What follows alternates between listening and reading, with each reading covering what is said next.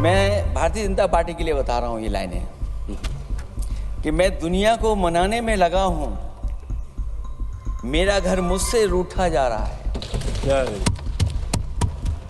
पुलवामा में जो गाड़ी में RDX आया, वो गाड़ी आज तक क्यों नहीं पकड़ी गई? आखिरकार इनकाउंटर कल ही क्यों हुआ? फिर वही बात मैं दोहराऊं जिसकी वजह से पहलगांव हुआ, जिसकी वजह से पुलवामा हुआ। मुझे याद है कि जिस दिन पहलगांव हमला हुआ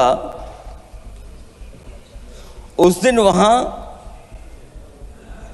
का हर पर्यटक पूछ रहा था, जो पर्यटक पूछ रहे थे कि खतरों के बीच मेरी रक्षा करने वाला कोई वहां क्यों नहीं था। आखिरकार ये सबके मन में सवाल यही है कि जिस समय घटना हुई आखिरकार उन्हें बचाने वाला कोई क्यों नहीं था। और जो सरकार ये दावा करती है, 370 के बाद ये कहा सरकार ने कि भविष्य में कोई आतंकवादी घटना नहीं होगी, वहां टूरिज्म बढ़ेगा। जितने लोग वहां गए वो सरकार के भरोसे पे गए थे, वो सरकार के आश्वासन पे गए थे। और आखिरकार सिक्योरिटी लैब्स की जिम्मेदारी कौन लेगा? अध्यक्ष महोदय, सबसे बड़ा सवाल यही है कि सिक्योरिटी लैब्स का रिस्पॉन्सिबल कौन होगा, वो जिम्मेदारी कौन लेगा? और ये जो पहलगांव की घटना हमारे इंटेलिजेंस फेलियर की वजह से है, उन्हें मैदान को खुला छोड़ दिया। वो सरकार जानती होगी कि कितना समय लगा होगा फोर्सेस को आने में। आखिरकार वो जिम्मेदारी किसकी है?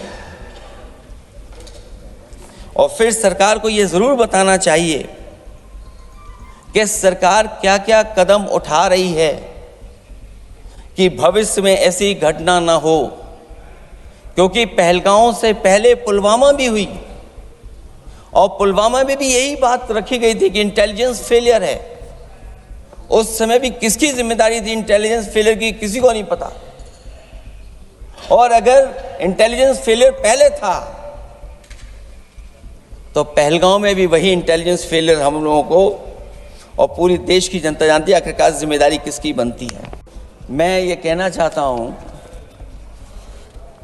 2 लाइनों में कि मैं दुनिया को मनाने में लगा हूं। अध्यक्ष महोदय, मैं भारतीय जनता पार्टी के लिए बता रहा हूं ये लाइनें कि मैं दुनिया को मनाने में लगा हूं, मेरा घर मुझसे रूठा जा रहा है। मैं दुनिया को बनाने में लगा हूं, मेरा घर मुझसे रूठा जा रहा है। सेना ने अपना ऑपरेशन शुरू किया तो पाकिस्तान के जितने भी टेररिस्ट कैंप थे उन पर अटैक किया गया। न केवल पाकिस्तानी कैंपों को नष्ट किया गया, बल्कि पाकिस्तानी जो एयर बेस है उन तक पहुंच गए, उनको भी नष्ट किया, ध्वस्त किया। और जब हमारी फौज पाकिस्तान को हमेशा हमेशा के लिए एक पाठ पढ़ा सकती थी,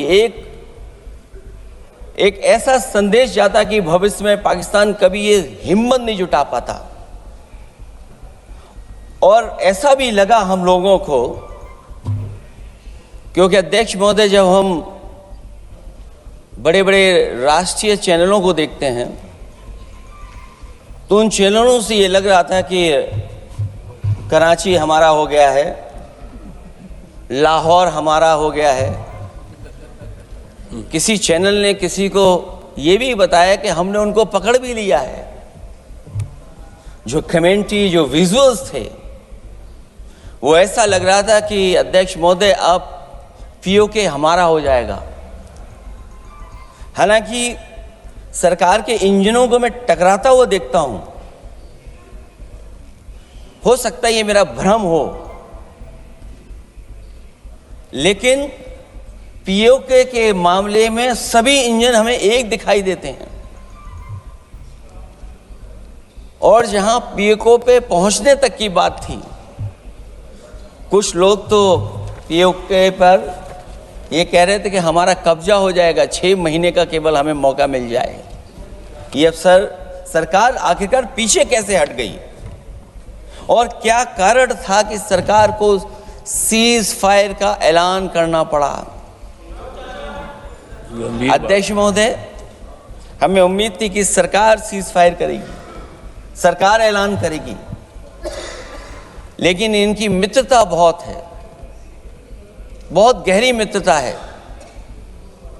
और उसका परिणाम यह है कि इन्होंने अपने मित्र से ही कहा कि आप ही सीज फायर अनाउंस कर दीजिए, हमारी कोई जरूरत नहीं है, हम सीज फायर आपसे ही स्वीकार कर लेंगे। कम से कम देश के सामने एक सबसे महत्वपूर्ण सवाल, उसका जवाब सरकार की तरफ से आना चाहिए, क्योंकि हमारी सीमा पर जो सुरक्षा है, जो रक्षा करने वाले हमारे सेना के लोग हैं, वो हमारी सीमाएं सुरक्षित रखते हैं,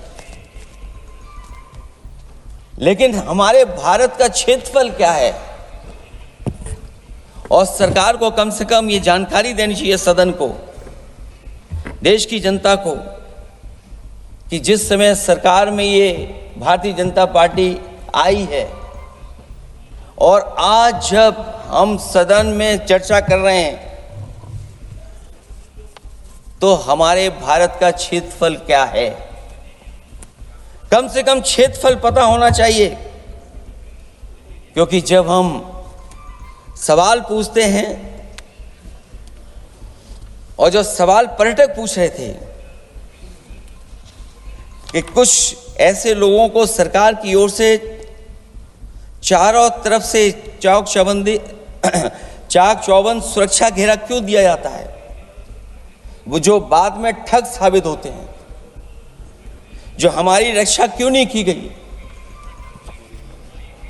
पहलगाम के दूसरे दिन की जिस तरह की राजनीतिक कार्टून, क्योंकि जिस तरह का लाभ लेना चाहते हैं भारतीय जनता पार्टी के लोग, हम सब ने देखा कि पहलगाम के दूसरे दिन ही जिस तरह का राजनीतिक कार्टून भाजपा के ऑफिशियल हैंडल से पब्लिश किया गया और हमारे द्वारा घोर आपत्ति किए जाने पर हटाया गया, उसने साबित कर दिया कि भाजपा के लोग भी जानते हैं कि दुख की इस घड़ी में उन्होंने देश की भावनाओं के साथ बेहद शर्मनाक खिलवाड़ किया है।